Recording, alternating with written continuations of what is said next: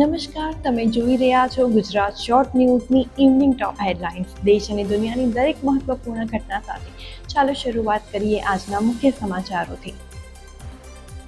Rajula highway પર ચાલતું diesel tanker અચાનક આગની ઝપેટમાં આવતા વિસ્તારમાં અફરાતફરી મચી ગઈ. ડીઝલ ટેન્કર બળતા વાહન ચાલકોમાં ભય ફેલાયો.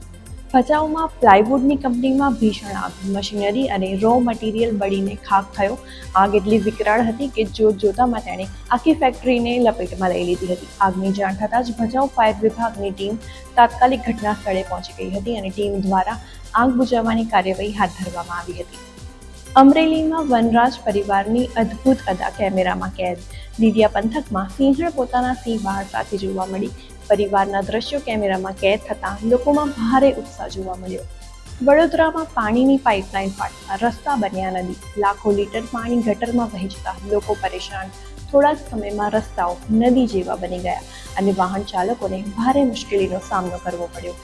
સુરતમાં આરોગ્ય મંત્રી સિવિલ હોસ્પિટલમાં પહોંચતા દોડધામ મચી ગઈ હતી. ગંદકી દૂર કરવા અધિકારીઓને કડક સૂચના આપવામાં આવી. ઇતિહાસમાં પહેલીવાર સોમનાથ શિખર પર 11 તીર્થોના પવિત્ર જળથી કુંભાભિષેક. પીએમ મોદીની ઉપસ્થિતિમાં વિશાળ કુંભને શિખર સુધી લઈ જઈ વિધિ કરાઈ. દક્ષિણ ભારતના મંદિરોમાં જોવા મળતી પરંપરા હવે સોમનાથમાં પણ જોવા મળી. નેપાળમાં લેન્ડિંગ સમયે જ વિમાનના ટાયરમાં આગ લાગી. 289 મુસાફરોનો આબાદ બચાવ. આજના અપડેટ્સ માટે આટલું જ. વધુ માહિતી માટે ફોલો કરો ગુજરાત શોર્ટ ન્યૂઝને.